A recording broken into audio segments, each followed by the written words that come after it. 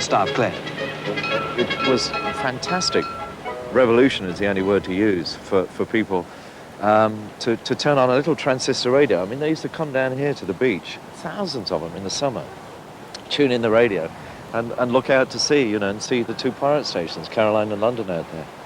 Great days. This is Radio Caroline. It is now 12 midnight.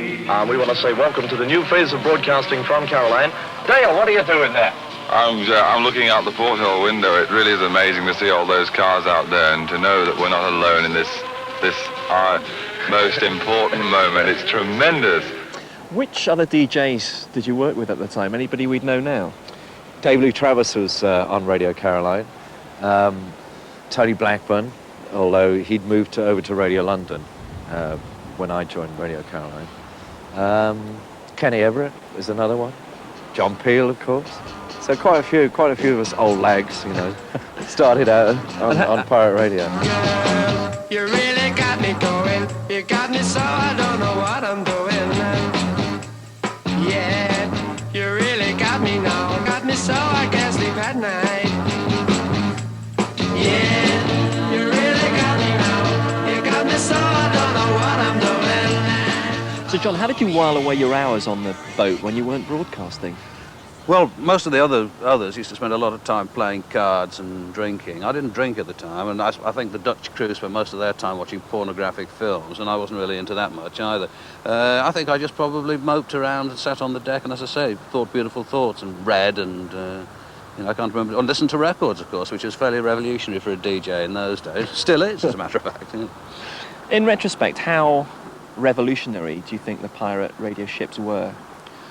Well, I mean, obviously they changed the nature of broadcasting in this country, so if you consider that to be part of the revolution, then they were pretty darn revolutionary, because they did compel the BBC to take a slightly, slightly more adventurous position. I mean, when Radio 1 started, we were the first programmes to have been broadcast without a script and without a full rehearsal start to finish, you know, checking all of the links and things. Even when people like Frankie Howerd did Housewife's Choice, you know, every kind of ooh and ah would have to be rehearsed beforehand. So from that point of view, really revolutionary, yeah.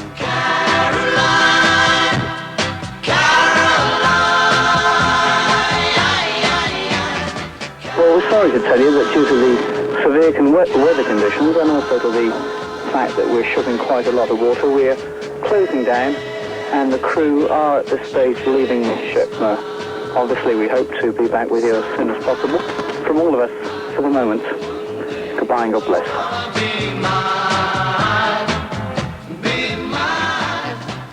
Well, working on a pirate ship was a fairly precarious occupation. The local lifeboat was called out some 20 times in the first 3 years, so where better to put up a plaque commemorating this revolution in pop music broadcasting history than at the Walton and Frinton lifeboat station. Well, I'd just like to say it's great to be a part of this ceremony. I actually never needed the use of the lifeboat myself, being very healthy and fit and strong, but it was great to know that the lads were here to help us out if ever we got into trouble, of which they did many times. To some problems, I think, with the establishment and the RNLI, who are not always sure whether actually they should have come out to help pirate DJs out on the North Sea. John Peel, I believe, actually did benefit from the services of the lifeboat. I did indeed, yes. I was taken ill on a Sunday when the regular boat didn't come out, and they had to come out in rather choppy seas and rescue me. And I had blood poisoning, not being as fit and strong as Jay Walker here. And so I owe them, it says melodramatic to say so, but I was told that if I'd been another 24 hours on board, I should have been seriously ill and nigh on to death. So I probably owe them my life. And whether radio listeners are grateful for their act of courage and humanity, I don't know. I am, anyway. Time is on my side. Yes, it is. Time is on my side. Yes, it is. Now you always say that you want to be free. Tell me a bit about the days back in the 60s. Just how troublesome were the pirate ships for you? I went about 3 or 4 times, but invariably I found the jobs that I was on wasn't actually the boats that were in trouble, but the people who were visiting or trying to go and see the disc jockeys and used to get a dinghy and try to get out there.